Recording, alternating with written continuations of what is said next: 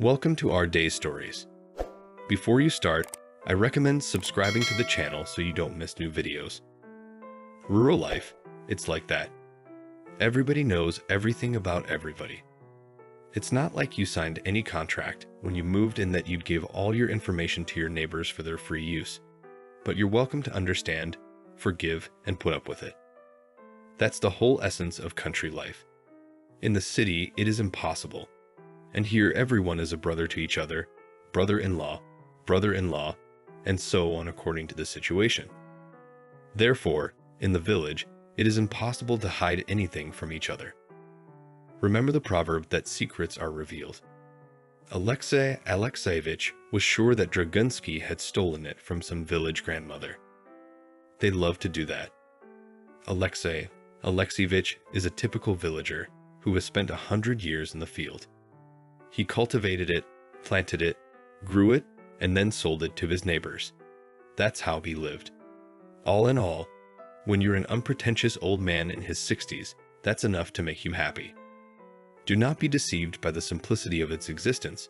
The garden requires a lot of time and effort. Alexey himself was convinced that it was only because of his efforts in the vegetable garden that he was still in such good shape.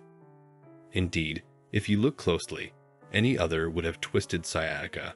Arthritis made itself felt. But Alexey is like a sega, galloping around his garden and doesn't know a thing. That's how it is. The land loves its own people. And who's a friend to it? Those who take care of it appreciate it. It's also said that the land to widowers to become the only woman in life. Alexey is like that.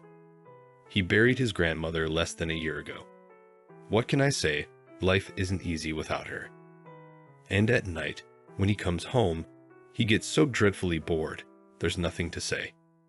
It's not the same without his girlfriend. Not only that, he learned to cook by himself. You've never heard of a hard-working man cooking for himself. And then there's the house to drive. The household, no grandchildren, no children. All by himself now. Only Sharik, a very clever dog, sometimes brightens up the long evenings. His neighbors gave him to Alexey. Dimka and his daughter. I guess they felt sorry for the old man. Well, at least now he's not alone. Have you thought about getting married again? Dimka asked him then. Alexey snorted. It was understandable. Dimka, a young man. Nothing but a 30-year-old man. It's a good place for him about that sort of thing. Who would want me, an old fool? Dimka, have you lost your mind? Alexey answered then. I didn't know yet that there would be such people who would try. If you think city grannies are pushy and unleashed, they're not. You haven't seen the hillbillies yet. These, they don't give in to the grannies in the driveway. And it just so happens that now they're tenacious. Blinded eyes caught on Alexey. They found out that he was living well. And so the widows began to go to his house. They made a kind of pilgrimage. Alexey was surprised. Were they lining up there? Each of them made a different attempt to win the old man's callous heart. Alexey himself said that over the years he grew a protective shell around him, which after the departure of Lyudka strengthened tenfold. So their timid attempts were categorically rejected. At first, the women tried to twirl around him as often as possible. Then one came up with the idea that you can say you want to help out around the house. Alexeyevich certainly would not refuse it. And I wasn't wrong. He didn't say no. Except that instead of the expected sympathy, old Ilinishna got only a job as a free housekeeper. She came once a week and cleaned. All the time she was talking. She tried. Alexey Alexeyevich. Softly she coaxed. And how do you feel about Pompist and Borshitsky? How do you feel about it? Because I made some while you were working. You know, just a little bit. Ilinishna coquettishly added and unloaded a 3-liter pot of borscht on the table. What man doesn't like borscht? Alexey said grumpily and flopped down on the bench. Thank you for the borscht. Now go. I prefer to eat alone. Ilinishna made a face crease, but did not resist. She walked slowly out of the house. hoping that she would be called at the last moment. Don't think that Alexei wasn't a hammerhead. He just hated it when women went out of their way to gain his trust. He's fine as he is. Almost 35 years he lived with his woman. So what? To have another one at his old age? It's not right. It's not human. But women, that's what women are. They continued to walk peacefully, wagging their tails. Alexei does not mind, so at least dinner is prepared regularly, but do not hope for more here.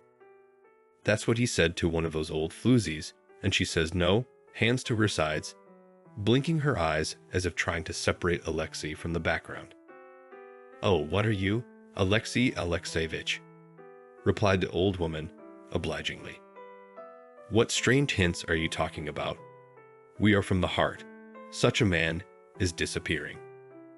"Missing, but not missing," Alexei proudly declared, wheeling his bony chest. "Don't give me any of your flirtations. You've got 3 Mondays to live, and yet here we are." The old woman was embarrassed, as if she were a woman-berry again, but she wouldn't say no.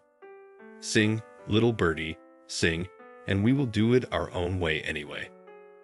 That's how Alexei lived. In general, at some point he got used to these grannies. It wasn't so boring, and all you could do was talk to one ball. At least these guys brought some gossip. At least. Rumors. And then one day, there was nothing.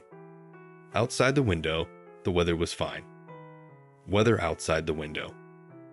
Alexei had already worked the ground and was now happily lounging in the sun. At the same time, he was cleaning tools. Martinova was working beside him. He even already forgot what that old woman's name was, because that's what she was. Martinova. And the woman was not offended. She said that everyone in the village knew Martinov. It seemed that today it was her turn. Of all, she was probably the most talkative one. She was standing on the porch, shaking out the mats. Kept chattering in her own old-fashioned way. Alexei stepped nearby and listened lazily.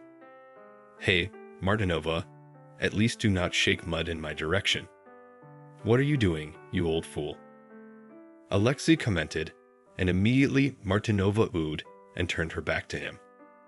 "You have all the old fools." She pretended to be indignant. "What do you say? You're young, aren't you?"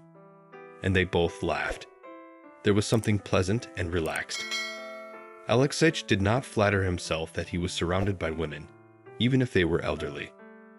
On the contrary, he felt simply not alone.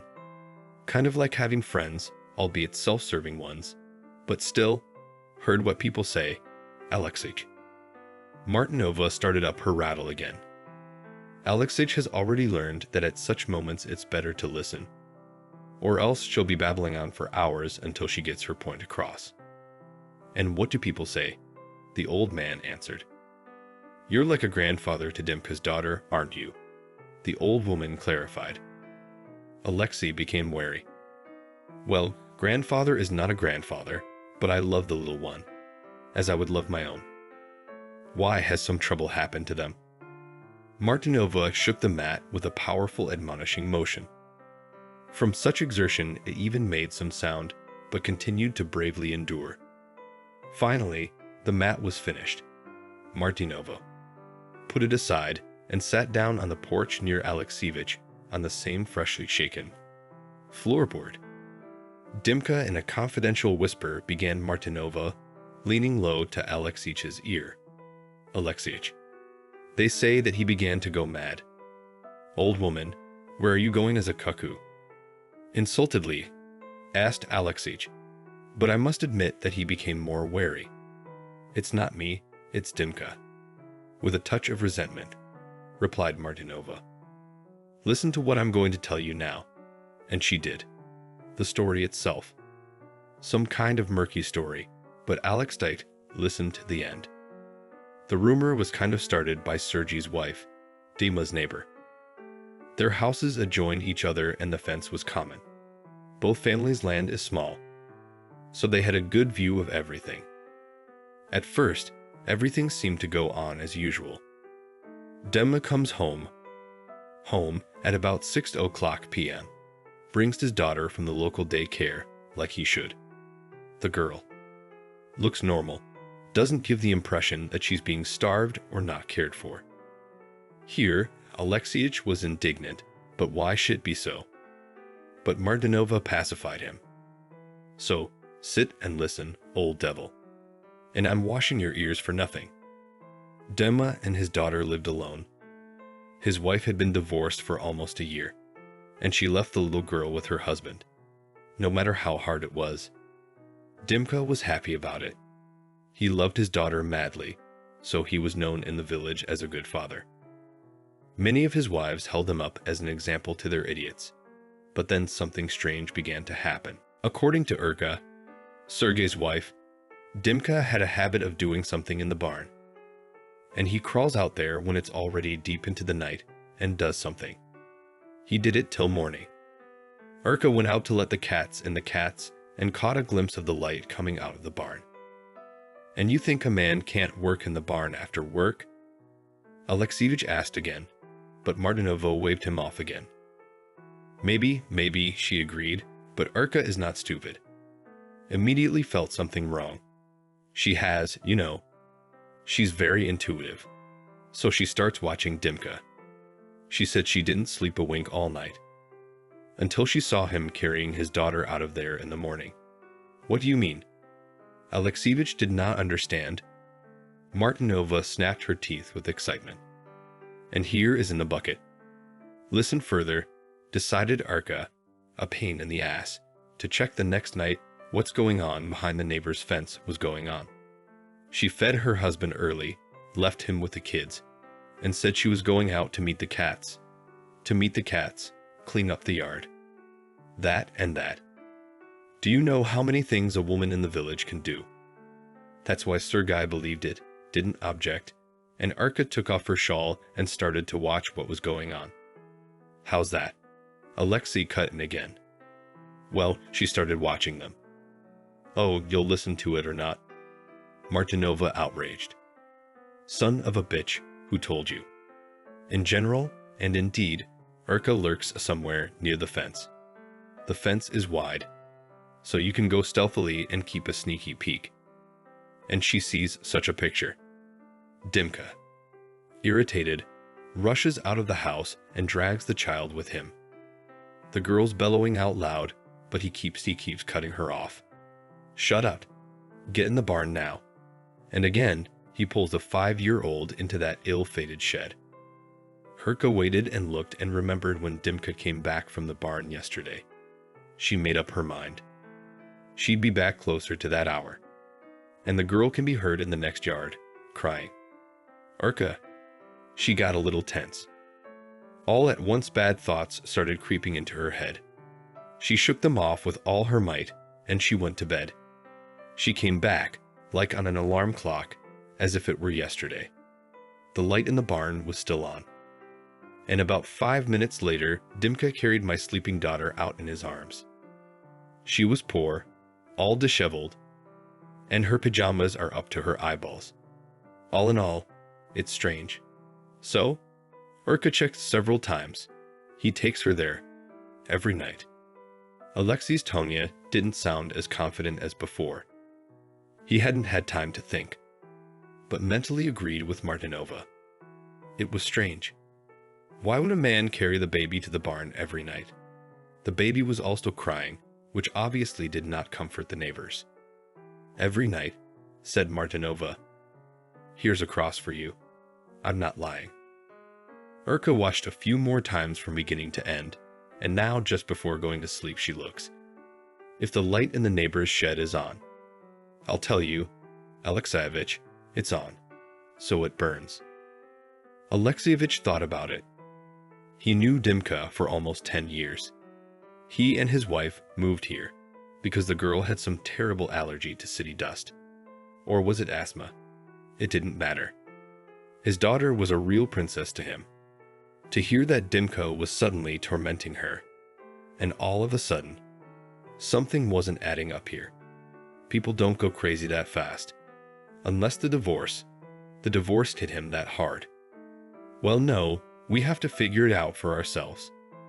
Oh no. You have to figure it out on your own. Alexeyevich voiced the rumor, and Martinova only looked at him sideways. When did you say? He usually takes his daughter away. Well, Urka said around 10 p.m. or so. What about you? Are you going to hunt it down yourself? Martinova asked ingratiatingly. I'll go myself. And the HQ? No one. And Alexei threatened the old woman with his fist. She made offended grimace, but remained silent. Then they seemed to talk about something else. But Alexei did not listen. All his thoughts were occupied by the story Martinov told about Dimka and his daughter.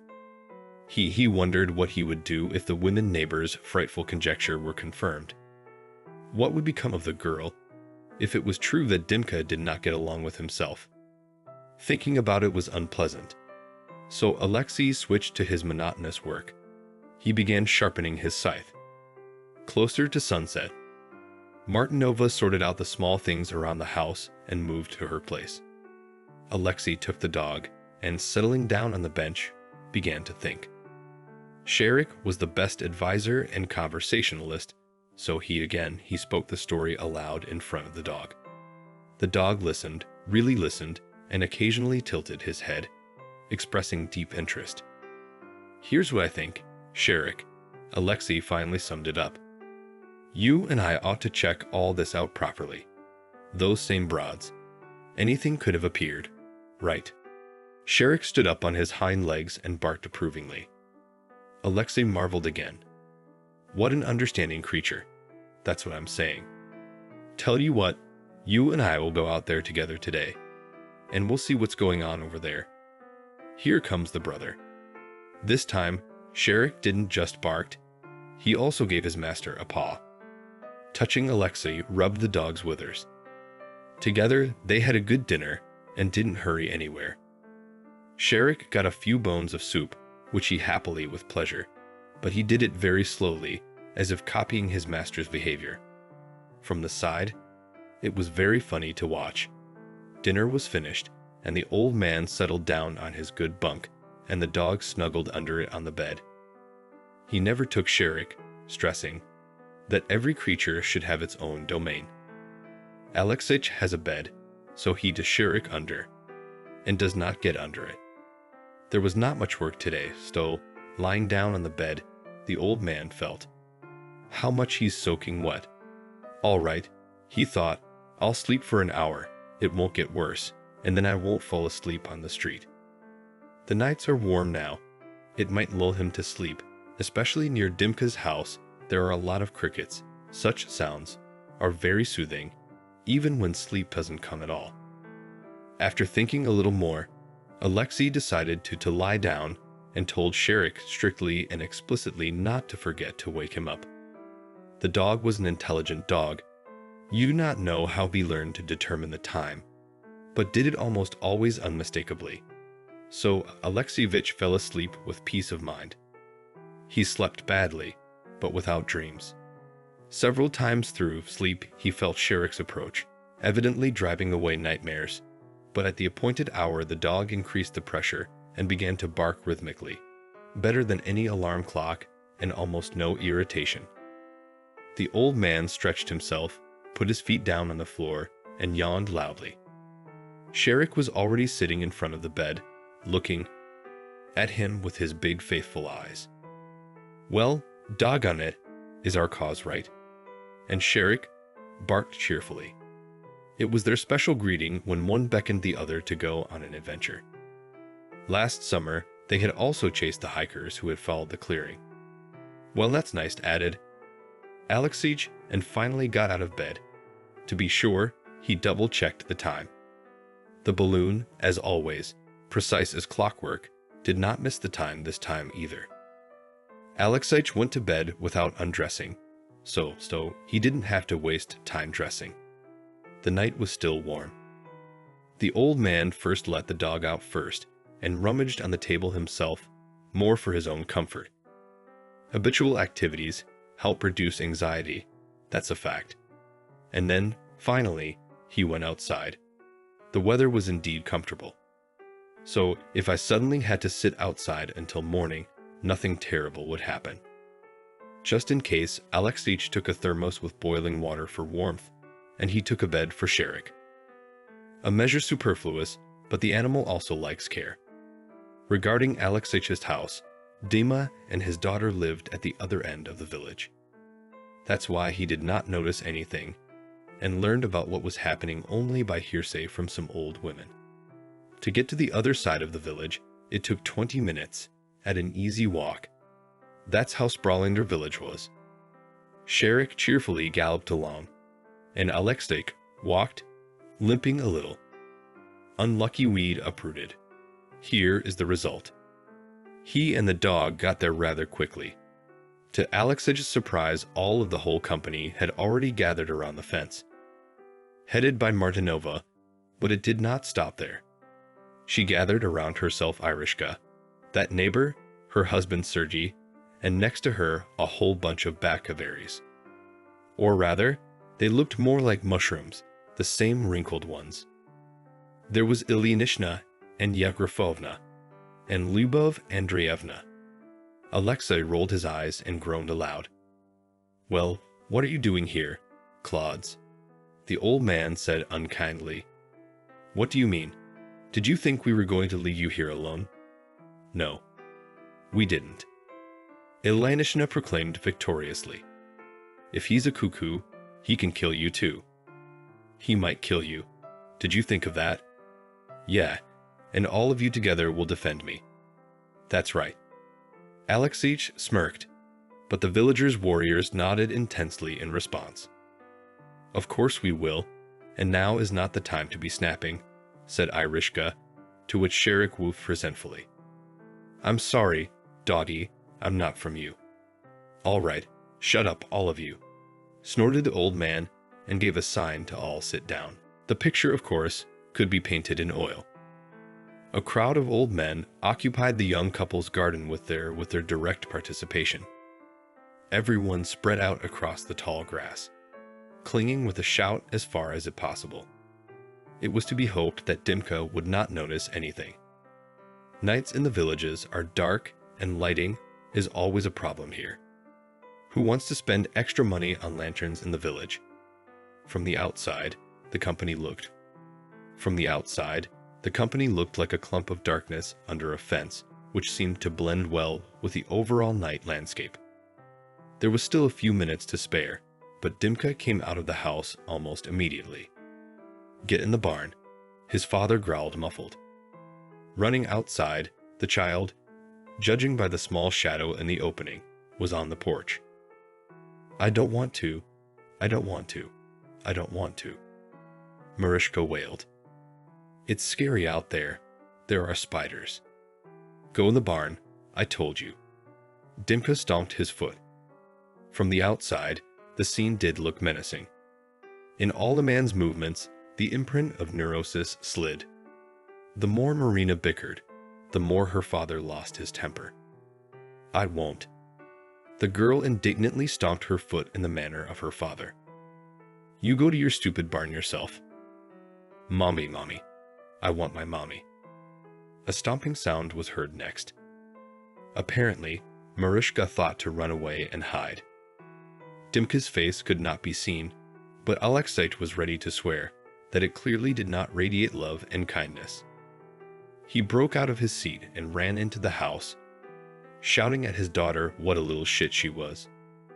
Sherek gave a strangled yell. A bunch of old men started talking quietly. "He's beating her like he's beating her," Ilyinishna wailed. "Or worse," added Martinova in an ominous tone. "Shut up." Grunted Alexei and listened. Just at that moment, Dimka popped out of the house. He was walking in big raspy steps, leaning heavily to the ground, because he was dragging a girl. Dima was a closet 6 feet tall, so the scene looked even more sinister, as if some monster or scary hunchback were kidnapping a crying child. Alexei felt his comrades in arms freeze momentarily. He himself felt a slight chill behind his groin. It really did look scary. at least compared to everything they knew. The scene seemed really creepy. Mariska wouldn't stop whimpering, sometimes even shrieking. "Daddy, it hurts. Mommy, I want to go back to Mommy," the girl cried. And Dimka, who had been dragging her across the yard to the barn the whole time, just ignored her cries. "How can you be such a freak?" Irisha, herself a mother of 3, cried. "You've got a baby crying, wanting to go to his mother, wrenching, and you look like you've lost your mind." Sergei echoed her husband. His face, too, was contorted with a grimace of disbelief. He was a calm man. He didn't do anything in a hurry, but what was going on shook even him. Dimka, meanwhile, managed to cope with the frantically screaming 5-year-old and dragged the child into the barn. The girl roared. The dark room apparently frightened her very much. The next second, Dima flicked a switch, and the light filled the small space. Alexeich wondered. It seemed to him that the last time he had come here, there was no light in the barn. Why had Dima gone to such lengths to bring electricity into this barn? There were only more questions. Obviously, he was doing something there that required light. He was doing it under the cover of night, with a child. This last circumstance was very frightening and made it hard to think straight. All options were dismissed in the maturation stage of the brain, because the red lettering across everything was a girl. Mariska continued to cry, but Dima's harsh cries were no longer heard, and the girl even seemed a little quieter. "Well then what?" confused asked Alenishna. "What's what?" Alexeich snorted, taking in more air in his chest. "Are we just going to stand here sighing? I'll go over there and catch him red-handed, whatever he's doing." "Alexeich," indignantly Sergei. "Are you stupid or what? Dimka is such a big column. Have you seen his hand? He'll stab you without noticing." "What do you suggest?" snorted the offended old man. "By the way, I'll be tougher than most. When you live to be my age, let's see how you look." "Calm down, you old devil," muttered Sergei.